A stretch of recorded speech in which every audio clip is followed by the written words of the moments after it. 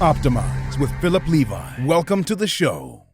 All right, so we just watched some pretty funny stuff. I love talking to you because when we do talk, you always hit me out of left field with something that's gonna set me off Random. base a little bit. And this time, what you did, Ryan, my lovely guest Ryan Glatt, was you were like, "Hey, have you seen this SNL skit about Baby Yoda and Baby Groot?" And I was like, "No." And he's like, "Well, before we record, can we watch that?" And of course, yes, of course we can. We can make time for that. So that's how we started the show today. And now I will formally welcome you onto the podcast, Ryan Glatt, Chief Neuro Nerd at the Brain Health Trainer Institute or course, or how would you like to introduce that? So I work at the Pacific Neuroscience Institute, and I created a course called the Brain Health Trainer course for health and fitness professionals.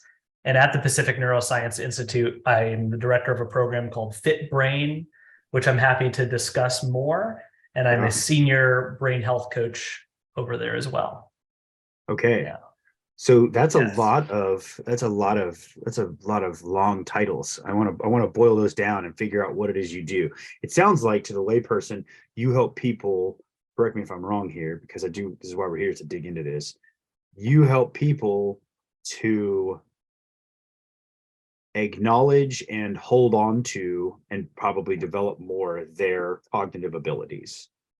Yeah, essentially helping people with their brain health. And that's quite broad. It could be anything to improving, maintaining cognitive abilities, understanding them, and addressing mental health. So similar to how a personal trainer or a health coach can help people with physical goals, I am just simply focused on brain health goals. And there's a lot of things that could include. It could include a CEO wanting to optimize their brain function to be better at their job or reduce their stress. It could be a 96-year-old person with moderate dementia who wants to not fall and improve their quality of life and mental health. It could be an individual with Parkinson's disease that wants to move and think better. So my sort of goal is to think about the health and fitness industry as geared towards brain health outcomes, and those have kind of far and wide-reaching potential implications. Okay, so and I want to unpack some of that, but first I want to back up and ask you how you got into this position, because you were a personal trainer to begin with, if I'm not mistaken. Still am, yeah. That's right. I mean, you still are, yes, but you've added feathers to your cap. Yes. And so as a trainer, what brought you to where you are now, the doorstep of, or I guess the kingdom of cognitive health? Yeah, it's kind of I have a very snakish or serpentine pathway in my life. Interesting path. I call it an ADHD path because it's like just from one squirrel to another until I'm like, I like this squirrel the best. And I think there is, in retrospect, a correlation between, or like some sort of line between the things I've been interested in my whole life. Mm-hmm. But because this field of brain health and its intersection with health and wellness wasn't really well established, and still is not, it was just difficult to find and get there. So I always grew up as a kid watching like cheesy animal movies like Air Bud. Like Air Bud was my thing. And I'm like, I want to be an animal trainer for movies and television, before I knew that wasn't like a great career path. Just kind of like, my parents didn't really tell me. We actually have a lot of animal trainers that listen to the show. So we do. Okay. I don't want to offend them, and there's a lot of ethical concerns, and I'm still interested in the topic. But then I just like watched Animal Planet all the time. I'm like, I want to understand animal behavior, right? Okay. And I didn't really know the association with like psychology and neuroscience. And funny enough, my hometown has a community college called Moore Park Community College that has the only teaching zoo in the world. What is that? College. What is a teaching zoo? It's literally a zoo, like a small zoo on a campus, where they use it to teach people exotic animal management, animal training, and animal conservation. Wow. Yeah. So I'm just like, I want to go for that. So I went for that all the way up until community college. Mm-hmm. It's a lottery system, because community colleges have to have a lottery system for those types of programs. And I did all the things and I did not get in. But around the time I was prepping to apply to that program, I had grown up pretty overweight and I lost a bunch of weight. And I said, oh, you know what? I want to help other people lose weight. And that's going to be my thing. And it's going to be kind of like a lateral move while I decide what I want to do with my life. And it turns out one of the guys named Jeff Kryle, who was kind of one of the original National Academy of Sports Medicine people, started this kinesiology program at a community college. And I happened to take it early on, and it's now one of the best programs in the country at a community college for kinesiology. And it's where I got my kicks as a personal trainer, became one, got a job at 24 Hour Fitness, and I'll pick up from there. But prior to that, as a kid, like I mentioned, I was significantly overweight, video game addicted, and had a pretty severe concussion in preschool that I believe led to my ADHD. And one of the ways I rehabilitated my concussion, and I was very like socially awkward, I was terrible in school, and also lost weight, was a game called Dance Dance Revolution. And so I used like my video game addiction to like get into something physical, and that led me to lose a bunch of weight, then join the gym, and then be interested in this program. So here I am going through school, becoming a personal trainer, and started working at 24 Hour Fitness. And then my mother developed kidney disease from gestational diabetes, had a leg amputation, and I saw her go through a lot of physical therapy. I would follow her to her physical therapy appointments. And one of the things that the physical therapist did was have her play the Nintendo Wii to help with weight distribution and balance. I'm like, oh my God, exergaming in a clinical context. This is amazing. And eventually my mom passed from surgical complications. And I said, you know what? I want to become a PT. I loved what he was doing with her. I loved the connection that they had. And so I went this pre-physical therapy track. Didn't get into any of the schools in the US because of standardized tests. Hate those things. Me too. Applied to a school in Scotland, got in there, did like a gap year in West Africa in a country called the Gambia, and then flew to Scotland from there. With my luck and randomness, had the wrong visa type, got put in an immigration detention center for 7 days and deported back to LA. So I'm like, all right, I guess that wasn't supposed to work out, even though I'm the only American that happened to for some reason. And then I just decided, okay, how can I get some way of helping people with manual therapy? So I didn't want to go back to physical therapy school. I didn't want to go through the ringer of becoming a massage therapist. So I found anatomy trained, which I think you know about.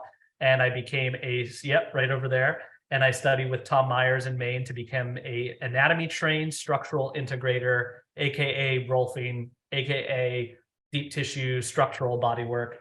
Did that for about 3 years, burned out on it, became a health coach because I noticed that a lot of the people I was working with had poor sleep and poor exercise habits. I wanted to help them. And then I started to think about neuroscience for a few reasons. One reason is that people in my class were saying trauma is stored in the body. I'm like, that sounds like BS. I want to find out what is really going on there. And the other thing is I was just interested in what was happening to people while I was working on them. What were like the neurological changes? And I would, buy these like brainwave detection devices and have people wear them as I'm like digging into their quadricep and hopefully trying to figure something out, which I never did. But there's this just like reemergence of interest in neuroscience. And as I look back to my interest in behavior change and mental health and concussion and animal behavior, it started to kind of come together. And I was like, okay, I need to go find myself. How do I combine my passion for health and wellness, my interest in human behavior and neuroscience, and link them together? And so I went down this rabbit hole. I started to think back about exergaming or active video games like Dance Dance Revolution and Nintendo Wii. Found they had a ton of benefit, especially for special populations like older adults and people with Parkinson's and children on the spectrum. And so I just started experimenting. And I also learned about what's called dual tasking, which is doing one mental and one physical task simultaneously. I bought these little reaction lights called Fit Lights, and I became an autism fitness specialist. And I was going to people's homes and working with older adults and working with Parkinson's. I was just trying to figure stuff out. Turns out that there was a Neuroscience Institute in Santa Monica being built. And I had contacted a researcher that was doing research in this area of combined cognitive and physical exercise. And I was doing some work with her and trying to get my kind of researcher feet wet. And she said that this institute was interested in building a brain gym. And I said, look, if anyone wants to do that, it's me. And that was 5 years ago. And since then, we have built the world's only clinical brain gym in a clinical setting, henceforth the name clinical, that uses exergaming, what we call clinical exergaming. We're talking big reaction walls and lights and screens and virtual reality devices, treadmills and bikes. And I'm actually writing a research paper on the concept of a clinical brain gym and all of the technologies we use. And now we have 2 physical therapists. We're doing research, and I've kind of found my weird, awesome little niche. And so it's sort of been like, that's what I mean by a very serpentine journey. Yeah. And while working at the Institute, I got my board certification as a health coach. I got my master's in neuroscience and currently in a Ph.D. program because I want to get my research chops a little bit more. I've also been developing my own games that can be delivered over a teleconferencing system or remotely, or used by people such as yourself to expand this concept with some research and donor grants. I continue to write research papers and work with my institute on publishing interesting research. And then I wanted to kind of help other health and fitness professionals address brain health. And about 4 years ago, I created this course called the Brain Health Trainer course, which is the first course to address brain health and exercise. It's a 10-hour online self-paced course. And currently the American Council on Exercise, representing the #1 certifying body of personal trainers, has actually incorporated my entire course into their senior fitness specialist course. Wow. So anyone who becomes a senior fitness specialist is also experiencing the brain health trainer content I developed. And that's probably my biggest accomplishment and hardest thing I've ever done to date, was making that course and kind of building it and making it better so that we as fitness professionals can start to address the brain health problems that our world is facing, starting with older adults and the prevention of cognitive decline, and hopefully soon some curriculum on mental health and exercise as well.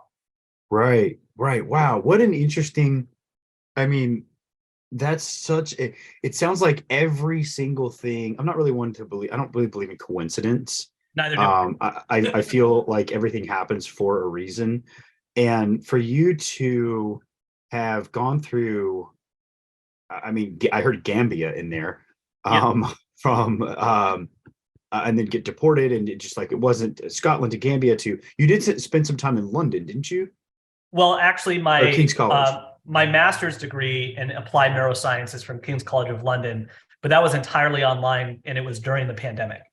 Got it. Okay. Yeah. So that was. And I didn't even get to go. I didn't even get to go there to walk for my degree, but I don't really care about that stuff. You just, you got an email saying, "Good job, you passed everything." Pretty much, I'm like, all right, I paid for this and wrote a lot of papers. That's good. Yeah. Next. Next.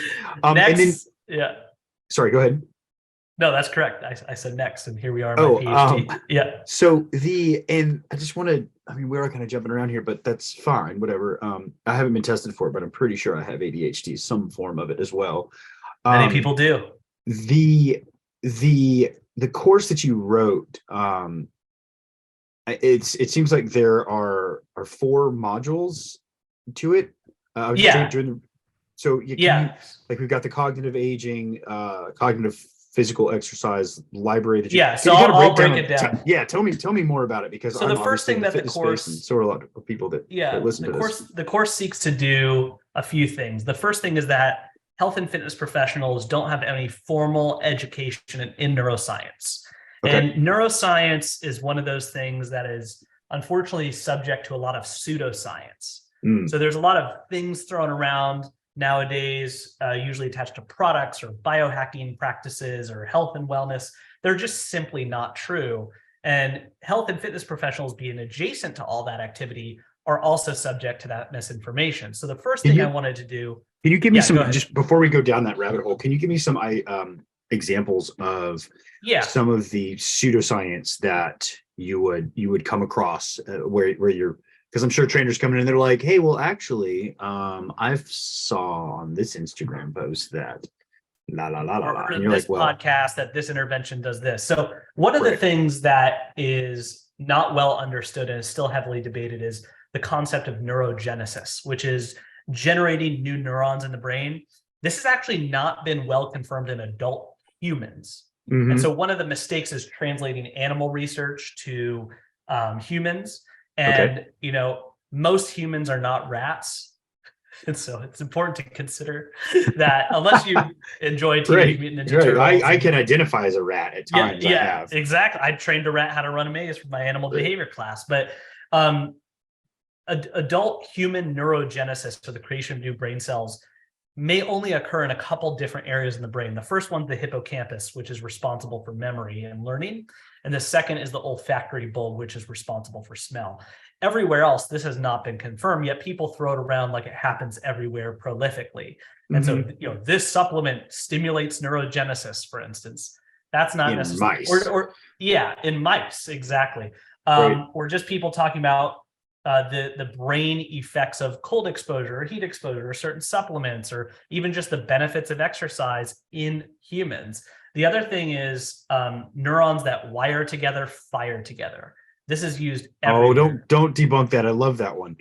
Well, I'm about to debunk it. So, Oh, damn but it. here's the thing, it's not untrue. Okay. It actually comes from Dr. Donald Hebb, who is a Okay. neuroscientist, and it was called Hebbian plasticity. And what it refers to, Hebbian plasticity. yeah, named after Donald Hebb, his last name. Oh, got it. And the thing with neurons that fire together, fire together, that's actually not what he said. It's kind of like the hierarchy of needs, and Maslow never actually said those things. Right. But it was like Confucius attributed. never said all that stuff either. Yeah, exactly. Just someone misinterpreted and it proliferated. Right. So neurons, there's different types of neuroplasticity, which just refers to the brain's ability to change. Mhm. So when people say, I'm going to get more neuroplasticity, that's not an outcome. That's not like a thing. It doesn't make sense. It sounds like you're going and obtaining something from a shelf. Like, I'm going to get my neuroplasticity off the shelf and add it. It just refers to that the brain is able to change. That's all it refers to. So it's like calling the body's muscular ability to change bioplasticity. But you say, I'm going to achieve a certain degree of hypertrophy. I'm not going to achieve muscular plasticity. It just refers to a property or a characteristic. Got it. Well, would like growth of the brain be a more appropriate term? Brain volume changes, brain function changes, which have to be observed by neuroimaging, which most people don't have access to. Yeah, I don't have that in my garage. Exactly. Right. Or changes in cognition, like mental functions like attention, memory, reaction time, or behavior, like I feel better mentally, right? Those are things we can see, feel, and measure. Like we have cognitive testing, we have questionnaires, we have clinical ways of assessing those things. In our institute, we also assess brain structure and brain function, but once again, that's not available in your local gym yet. And so even if it was, I wouldn't trust people to interpret that well. Right. So there's structural neuroplasticity, which refers to neurogenesis and brain volume changes, which the neurogenesis is the debated part. And then there's functional neuroplasticity, which is just your brain's ability to change in function. So just like our muscles can change very quickly in terms of neuromuscular function in response to strength training regimens, our brain is also trainable. It's still part of the nervous system. So because it is neuroplastic, we can change our brain's function, whether and how much activity is required, in which case less is typically more. If I throw a ball at you and your brain activates and you catch it, the more activity it requires to do that, the less efficient you are because you're using more expensive metabolism, right? So we can also change the efficiency of a brain network across the brain. It could be the way a brain lights up in a particular region. How would you do that? So we use something called functional neuroimaging. That could be quantitative EEG, looking at the cortical surface of the brain. There's something called functional near-infrared spectroscopy, which about 1 inch into the brain can detect blood flow in real time. You can use functional magnetic resonance imaging, or fMRI. There's a lot of different methods. Okay, yeah. It sounds like there's all very, and they all have differences. Right. Okay. Yeah. So basically, you can have more functional plasticity or functional changes in the brain, and Hebbian plasticity, or neurons that wire together, fire together, is referring to that.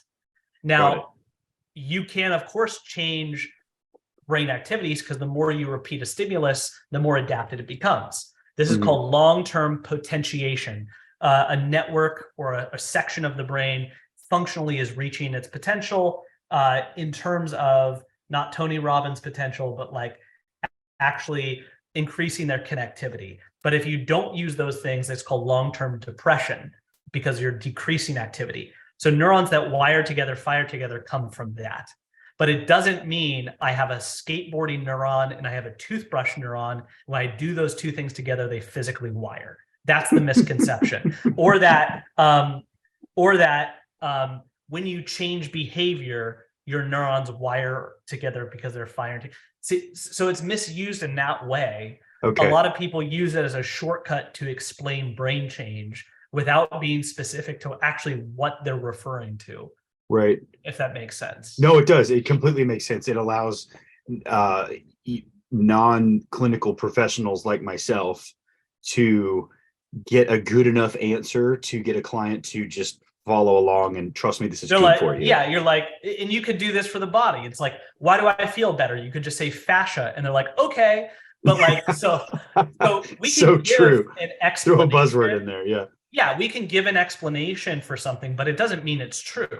Right. Yeah. It doesn't mean it's true, right? I hear that more often than I'd like to admit.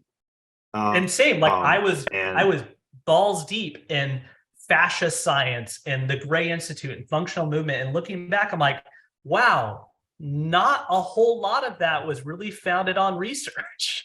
And yet I was able to help people, and the reasons that I was able to help people or the mechanisms underlying why they changed in a beneficial manner are probably different. And that's one of the reasons I wanted to pursue neuroscience, is to better explain those things. Well, I think that you're also, sorry, go ahead. No, go ahead. Please. Well, what you're doing is you're trailblazing this path to actually cut through the bullshit that people are, they have good intentions for the most part, but I agree with you that there should be a more formal educational path to explain what's going on with the clients that people like us work with. Maybe if you're a client yourself, what's going on in your body, or just a person with some sort of, Parkinson's or mild traumatic brain injury or partial dementia, maybe. I'm spitballing here as the part of the population that you probably give the most benefit with training like this. Yeah, so the type of approaches that we can get into are kind of two prongs. There's a lifestyle modification, which is just general exercise, healthy sleep, healthy diet, stress management. And then there's specific things like cognitive training, and then more specific things like dual tasking and extra gaming.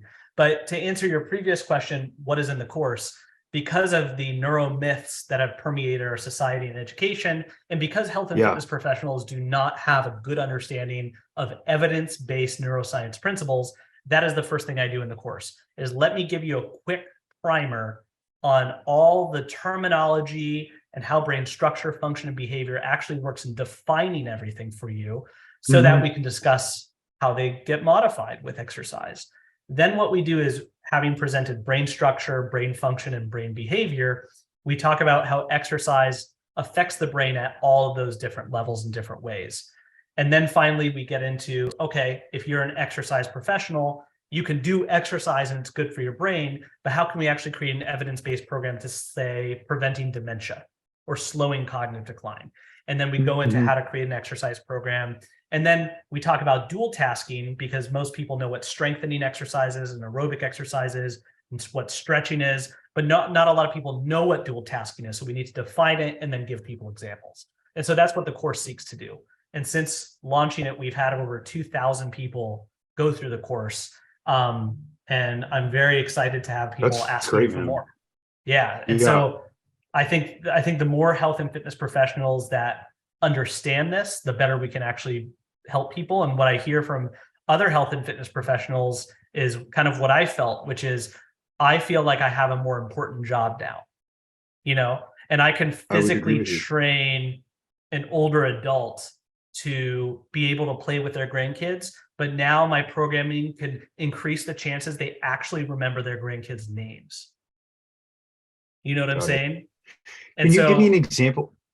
Sorry, go ahead. can finish that thought. I've got this question written down. Well, I just think that helping people lose weight and get out of pain are extremely impactful. But helping someone prevent dementia or maintain their mental faculties or feel better about themselves, if I had to pick between the two, it's just like the latter, of course, feels more impactful in some way. And of course, you can do both Yeah. and they bi-directional, but that's sort of what I was saying. Yeah, that was a point I was going to ask, or just kind of make. Do you think that one hand would kind of wash the other, or maybe it's situational? Oh, absolutely. With I mean, each client. There's no Cartesian separation of brain and body. So if you improve body composition or blood pressure or help people get out of pain, yes, you're going to do something beneficial with the brain. If you do something beneficial with the brain, it'll improve health behaviors and decision making and mental health and activity, and that will in turn probably affect the body. So we could speculate as much as we need to on that. Sure. So can you give me an example of what an exercise or a part of a snapshot into a program for a patient who has maybe a mild form of dementia? Like, would that be, is that a fair question to ask? Like, it is, because it kind of leads to understanding the different stages of brain aging. So people at their middle age, like 25 to 35-ish, have kind of reached their peak of brain development. And after that period, at a very slow rate of about 0.5% every 5 years or so, I believe, there's some shrinkage in the brain. And the brain, just like every other organ, changes with age. And so we are interested in kind of slowing down decline, which is natural. And certain cognitive abilities like complex attention or short-term memory or speed.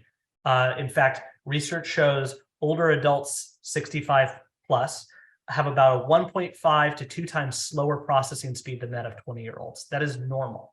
That is normal.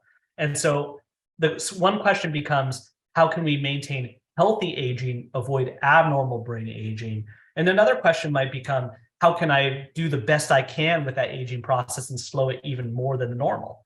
And so with that said, some people are just interested in preventing dementia. When I talk to even younger people now, nobody wants to get dementia. Nobody wants to lose their mental faculties. People think of Alzheimer's. They think of these conditions that lead to memory loss, and they don't want that. It's a very fearful thing.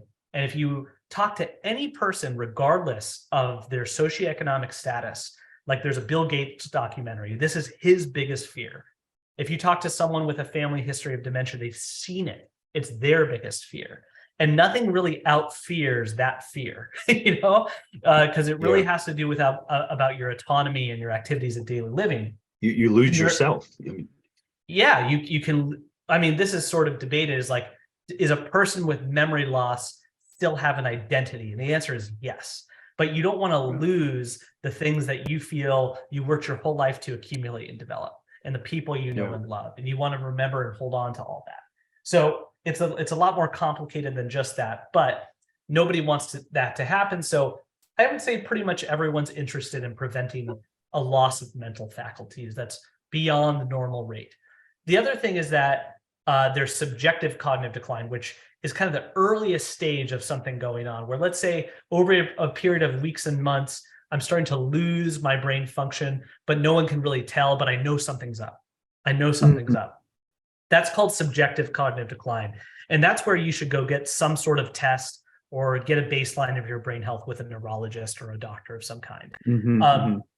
If nothing were to happen and that continues to decline, that can lead to a condition called mild cognitive impairment, which is the middle stage between something's going on and dementia. And that's where we work with a lot of people to try to prevent conversion or slow conversion to dementia. Then if nothing happens there, or eventually there's a conversion to dementia, including Alzheimer's dementia or another type, then that is where there's different stages of severity. That's not including cognitive changes due to traumatic brain injury or stroke or mental health issues or Parkinson's or multiple sclerosis or depression or anything like that, or medication issues or even cancer-related cognitive impairments. So even people with high blood pressure can have cognitive changes. And so the brain being the most sensitive organ in the body, it's affected by a lot of different things. But that kind of trend of aging, both normal and abnormal, we work with people all across the spectrum, the entire spectrum. So everyone's brain healthy lifestyle plan could be a little bit different, but there are things that everybody has in common. Having a good exercise program that hits a minimum of 150 minutes a week of moderate to vigorous physical intensity is an evidence-based way to slow dementia. And some of my research has been, well, how can we take that further? And so research shows that if you do more than one type, meaning a multimodal exercise program, so instead of just aerobics, we have aerobic and resistance, that's going to slow cognitive decline more than a single modality. Or if we incorporate a skill-based exercise modality, like a racket sport or dance or martial art, that's going to have active skill learning and cognitive demands embedded within the physical movement. And that's going to be very beneficial for your brain. We call it open skill exercise. And open skill versus closed skill is more kind of chaotic. It's more a little unpredictable, and therefore it's more cognitively demanding and probably is challenging your brain more than riding on a bike while watching the news, right? And so one of my favorites is ping pong. I actually helped run a ping pong class for people with Parkinson's disease because of the potential benefits. And one of our patients started this nonprofit called Ping Pong for Good.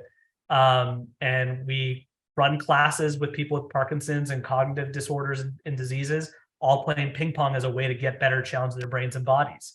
And then there's mind-body activities like yoga, Tai Chi, Qigong, Pilates. So you really want a little bit of aerobic, a little bit of resistance, a little bit of skill-based exercise. And no one, not a single person I met, is doing all three of those things on purpose in a structured way. Nobody. Give me an example of I'm sorry, you said open chained exercise. Open skill. What is so would like closed skill be like cycling? Correct. So you kind of know what's happening. Open skill would be like there's that's exactly the definition. And unknowns. Exactly. Okay. Okay, that makes sense. And I was recently forwarded an article by a good friend who mentioned that racket sports, and I just have to ask this because you did mention racket sports, that racket sports have the most impactful effect on longevity. Yeah, so that comes from the Framingham Heart Study, and it was a subset of data. And the problem with that statement is they don't know why. Like it could literally just be because people who have access to racket sports are wealthier and mostly Caucasian. Okay. So we don't know if it's correlation versus causation. And so we don't know why that is. And we can't really say that racket sports are the best for longevity because it could totally be related to socio-demographics. We don't know that. Well, what about, I mean, ping pong is a racket sport, wouldn't it be? It is. Technically. Yep. I mean, and I mean, there's plenty of Asians that play ping pong. There's plenty of white people that play ping pong. But in the racket sports they looked at, they were mostly looking at tennis. Okay, got it. And because it was the Framingham Heart Study, it was in the United States. And so they didn't really get a very diverse sample there. But there's enough research to show that open skills in general are probably going to be good for brain health. There's no studies on superiority to this date of which ones are best. Okay, I understand. We could theorize all we want. There's just no real data to support any of those theories right now. And thank you for clarifying that. I'll tell my friend to get that shit out of my inbox and not waste my time with things that are not verified. Well, the problem is like there's celebrity doctors like peddling that information, right? And nobody really knows how or has the energy to question it, Right. So it's like, fantastic. I have to dispel that all the time. Right. All the tennis clubs are like, yes, come on in. Yes, come on. Now let me ask you this: do you think that business is so good, or the field is full?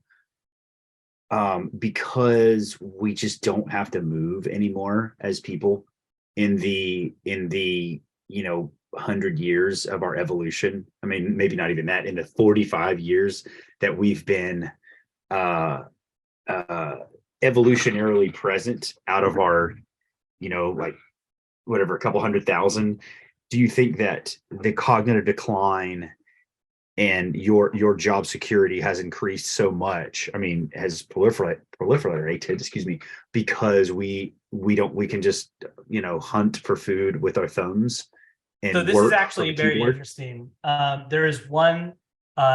There's actually something called an evolutionary neuroscientist.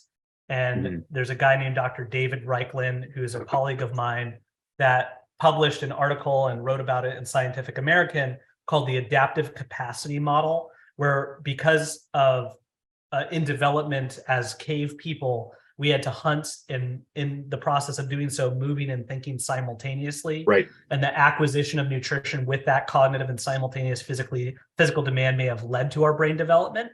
But that's just one theory. And he's also like an exergaming researcher like myself. And so he's developing ways like I am of trying to stimulate both of those things.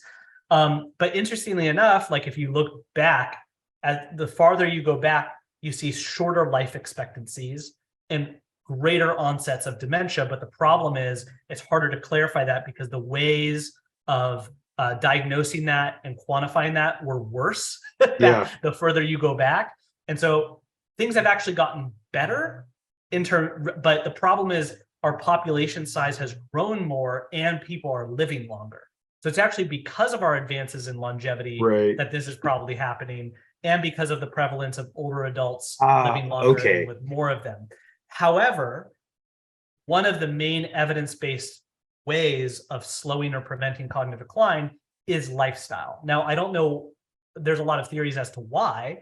Of course, I get into the side of relative to exercise. Exercise, as we talk about, the 150 minutes, the moderate, vigorous, the skill-based, aerobic, and resistance. And then there's sleep, there's stress management, there's cognitive stimulation, and even just doing something like retiring early can lead to faster cognitive impairment because we need constant cognitive stimulation. Also things like diet, and there's a lot of theories on diet, but the research is most in favor of a Mediterranean diet or the MIND diet for brain health, which is a combination of a diet for hypertension and the Mediterranean diet.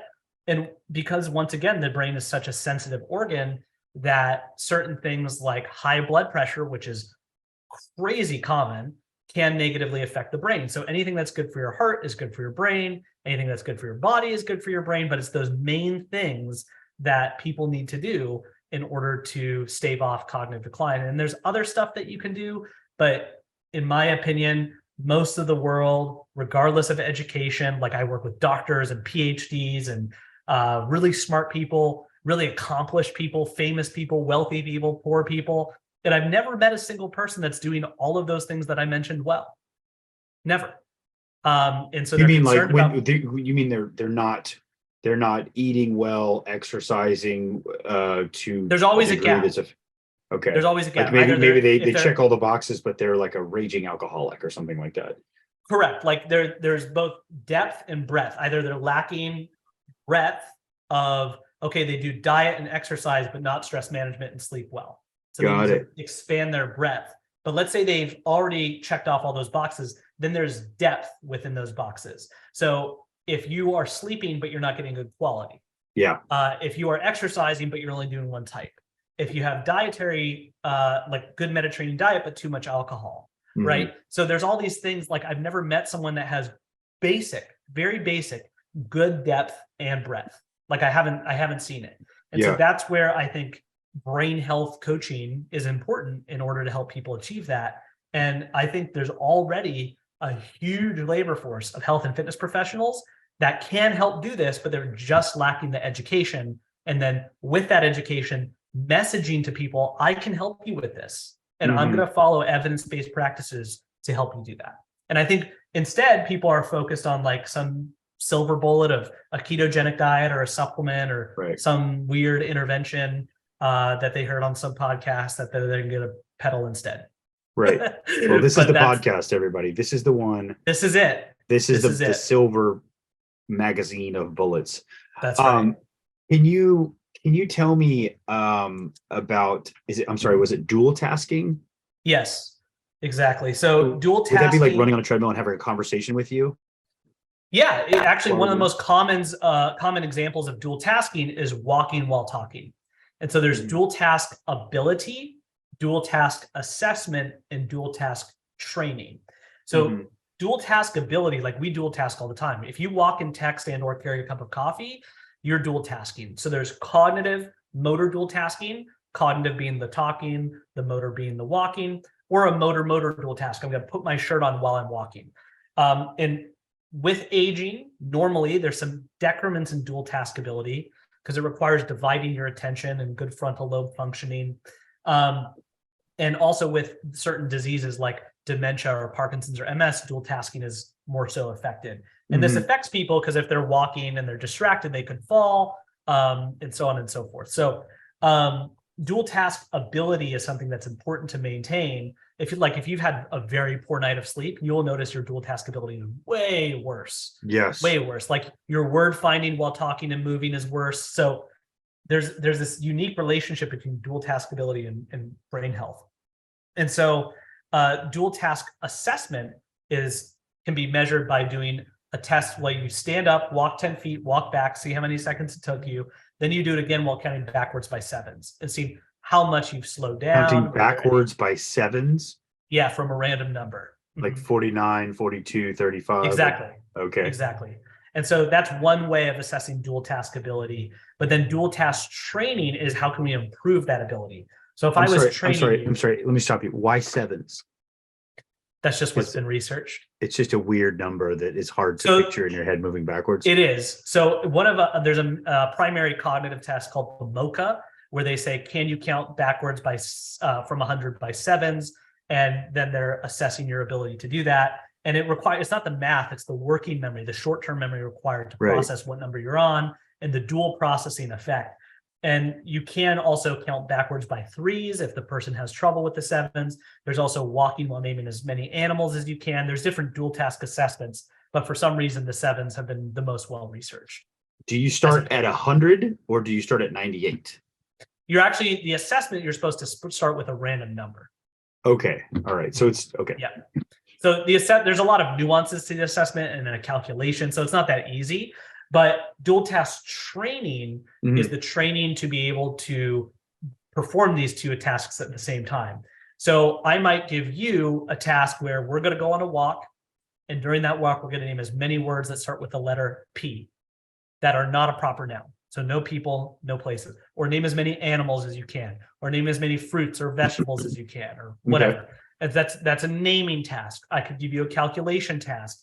I could say we could do an alternate counting task. I could do a motor dual task where you're marching in place and throwing a ball, and if I throw a blue ball, you catch it with your left hand. And so I could go on and on. There's 100. Yeah, no, it seems like there's a lot of positive. I mean, you're challenging the brain in as many different ways as you can think of for it to work, is what it sounds like. Correct. My next question is, I mean, just obviously this is research backed because you're doing what you're doing, but if we were to, would you have to just pick, how would you select something that's appropriate? Right. So first we have to understand the individual's physical and cognitive ability. So when I work with a 96-year-old with moderate dementia, I approach it somewhat differently than if I was working with you. And so I have to understand where your abilities are at, but also where your goals are at and what's salient to you. So if you hate counting backwards by sevens and your biggest issue is remembering what you're supposed to get at the grocery store when you walk in there, I'm going to customize that task for you. I'm also going to organize it and address it by task complexity and task difficulty, and also consider task novelty, like how new is this to you and how does that affect your motor learning? So those are the things I'm going to consider. And then let's say your goal is memory. I'm going to probably give you more memory related tasks than I am reaction type tasks. If you have a concern of balance, the physical movement I select will probably be a balance movement. So that's how I kind of okay, right. Yeah, that makes sense now that you explain it. The need would present itself. So a lot of people hear this and then just start doing random crap for the sake of it, and it's still, you still have to have good exercise selection rationale. And so that's one thing I teach in my course as well. Okay, so yeah, justification is huge for, I mean, anything. When I work with developing trainers on a physical and a bit of a like, hey, when you're body language, like when you're talking to new clients, things like that. Right. Um, and justification is just massively huge. Don't just pick things and say a random word, and don't speak outside of your wheelhouse. Don't just make it up and hope it sticks. So when you get out of bed every day, Ryan, what do you look forward to doing? Coffee. After you get your coffee, what gets you out of bed every morning? It's got to be more than coffee. It's honestly showing up to work at the Brain Gym, the Fit Brain program, and working with really amazing people all across the spectrum of cognitive aging. Like I said, I'll have a 96-year-old with moderate dementia that was a Ph.D. psychologist and helped with studying the psychology of Holocaust survivors, followed by a person that is a 58-year-old man who had a stroke and had to quit practicing medicine. And all these people, they look forward, and they would never have thought this, neither would I, once a week, playing video games with their body to get better. And it represents this opportunity for them to take on challenges, feel athletic, feel capable, and work on a deficit in a structured, supportive, encouraging way that's challenging. And the fact that I get to use games to do that with people all across the spectrum, and it hits at something that's human, it hits at something that's personal, and it really facilitates this connection with them. And so that's the thing that gets me up, is helping those people, but helping other people help those types of people. Right. Whether that's people with Parkinson's, children on the spectrum, older adults in general that are healthy, older adults with mild cognitive impairment, dementia. As if I can help other people help those other people, that's what gets me up in the morning. Oh yeah, man, that's great. That's very commendable. Can you take me through, like, so one of the things you had your aha moment was when your mother's physical therapist gave her a Wii. It was like, hey, let's play some Wii tennis, probably, or whatever else that they had back in the Wii days. Do you guys have Wiis at your clinic? I do have. I want to know about the games. Wii. Tell me more. It's just tell not me about the games. It's not operational at this time. I have to fix it. But they do have. I mean, the Nintendo Switch is out, and the Nintendo Switch has Switch Sports, which is like the successor. Okay. So the types of games that we have, there's two types of exergaming. And you might be wondering, what's the difference between exergaming and dual tasking? Well, there can be dual tasks within the exergame, but we also use low technology or no technology dual tasks like the ones I described to you. But a lot of them we use are games. So there's general exergaming, which is like the Nintendo Wii, Dance Dance Revolution. That's very general, and it's been researched to have certain benefits. But then there's specific or clinical exergaming, where I'm going to give you a memory task that is specifically designed for people in your population. And that's mostly, we're doing specific clinical exergaming. Okay. So it could, like, there's a board called a Smart Fit board with 9 different touch-based targets. And I might say, let's work on your attention, you're marching in place, find 2 symbols that match. And you hit one then the other, and you move on. It goes as fast as you can within 5 minutes. Or you're going to go through the alphabet, and you're going to go A, B, C, and hit the letters. Ignore the other 8 letters that are not next to the alphabet, so they're distractors. And for each letter in the alphabet, generate the name of a famous person.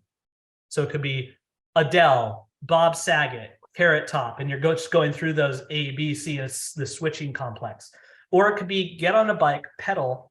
You're pedaling down an alleyway in virtual reality. You can see your hands, your left hand's blue, your right hand's red, and hit the targets that are of the same color at a fast rate. Or get on this treadmill, put your hands on the controllers. The left trigger's your left hand, the right trigger's the right hand.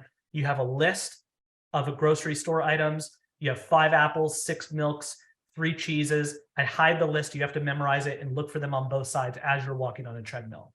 So these are all examples of exergames that are clinical and specific. And one of my roles that I really enjoy is actually helping develop these games with these startup companies that provide the technology. But I've also, with donor support, been able to develop my own games that I could basically share on Zoom, like right now. I say, all right, Phil, we're in a grocery store, and you're going to have to look at a basket of items. And it's like 6 lemons and 4 olives. And if it's less than 15 items, you're going to step to the left for the express lane. If it's more than 15 items, you're going to step to the right for the regular checkout lane, which for anyone is the hardest part of going to the grocery store, in my opinion. It's figuring out how many things do you have. And if you go in the express lane, are you going to get yelled at? Right. Very stressful. So right. That's one example of a game where we have a game that mimics a traffic light. If it's red, step backwards, green, step forwards, yellow, do nothing, for example, right? Okay. So all these games can be developed and delivered in various settings. Some are apps, some are screens with a Microsoft Kinect, some are virtual reality devices, some are boards, some are lights, some are extended reality like virtual reality or augmented reality. Mm-hmm. But the concepts across all of them are the same. It has to have a cognitive demand. It has to have a physical demand. It has to be modifiable. It has to be appropriate, and it has to be salient, which means it has to matter to the person. It has to connect to their goals in some way. Yeah. Okay. That completely makes sense. And that sounds like you're probably getting a lot of really great feedback from your clients with this, because it doesn't sound frustratingly difficult. Like if you fail, it's like, if it's I got in the appropriate, wrong line. yeah, You know, you if it's can appropriate, piss someone right. off. You have to really make sure that you scale it individually. Okay. But you can really screw someone up psychologically if you don't do that right. How so? Well, Like they what? can Can you feel give me an like so example? much like a failure that they think they'll never get better, or they Got it. think that they're not smart, or they think they can't, they're just so impaired, nothing can work. So you got to be very careful with that. So if it's facilitated properly, yes, we do have amazing feedback, which is, oh, this is the thing I look forward to most of my week, or after 3 months of training, you didn't know this, but I used to go home with my mild cognitive impairment diagnosis and cry every day. But after Yeah. 3 months of training, I'm no longer doing that, And so I don't like testimonials because it's good qualitative data, but it's not research. Mhm. Research does show that exergaming and dual tasking can improve cognition and certain aspects of physical function in quite a few populations, especially older and clinical. But it is amazing to have this feedback of what it means to them, So the qualitative aspects of it are pretty transformational for people. Yeah. And even if it just represents a cognitive challenge that they get to overcome well with a little bit of frustration, but success, Right. that's impactful. Yeah. No, that definitely that's a good feeling as someone who facilitates that. Big time. I have a question. It's a bit of a sidebar here. I just thought of this as you were talking about frustrating tasks. So I have noticed a trend in when you're doing, let's go to the gym for a minute in our journey here. So we're in the gym and I have clients and we'll put plates on barbells, right? Let's say we're doing squats. And there is some relationship, and I want to ask you as a professional about the cognitive effects of round items on a bar, meaning the plates. I'm talking captains of industry, very, very smart people, including myself. I'm not saying I'm a very, very smart person, but we always have to second guess ourselves when we're adding weight up. And I've talked to many trainers about this, and I'm like, do you have trouble with this too? And I don't know why it is. And so I wanted to ask you, like, if you got a 45, a 25, a 5, a 10, and a 2.5, it should be so easy to just add up because they're all multiples of 5. And like, we're just like, is that 235 or is it 250? And we'll literally sit there and do it. Each of us will do it counting repetitions, man. 3 separate times. No, Yeah. no, I'm just, it's like when we're adding up weight, like if someone walks up, like let's say I'm not in session and I walk up to another trainer who's with a client, and I'll walk up and I'm like, how much you got on the bar there? And they kind of have to think about it for a second. And then I'll sit there and think about it for a second. Maybe it's just something in the water at Burlingame Fitness, but it should be like, we always feel so dumb because it takes us way too long to add up multiples of 5. And so that's actually processing speed. It's not math. It could be mathematical ability, but in an environment where you're distracted, you're task switching, maybe you're a bit tired, or you don't keep track of that. Just even keeping track of repetitions is somehow really difficult for fitness professionals. I skip the number 16 all the time. I go 14, 15, 17. On purpose? No, I don't know. And I always do an extra rep. It's all, I have no idea. why I do Yeah. that. So That's just I think there's some tips. behavioral, psychological stuff in there, but counting is both a processing speed and sometimes a working memory thing. And it could be attention. It could just be slow processing speed. I don't know. I think it depends. Okay. I wanted to share that with you because I mean, no But one's I think like, if you're oh my more God, aware of it, I think if you're more aware of it and you make it a task that people need to keep track of, then it probably won't be as much of a problem. Yes. Yeah. It's something that we find humorous at times. It is humorous. It is very hey guys, humorous. I mean, I make people keep track of their own repetitions to increase the cognitive demand while they're moving. Or I say, count your repetitions, but every repetition is an integer of 3. Okay. And this is coming from a person who hates math. And my 3rd grade math teacher said I will never amount to anything. But sometimes it's cool to throw on those teachers that just push you to be great. Yes. It's sometimes nice to throw on these like salient mathematical tasks as well. Or when I'm playing ping pong, like for some reason, it's just really hard to keep track of score. It's just like, no, that makes sense. It's a cognitive demand. Yeah. It's a lot faster than doing squats too. Yep. Okay. Last question. And then I want to be respectful of your time and jump off here. If you had a superpower, what would it be and why? Like a real superpower? Yeah, like a real superpower. Oh man.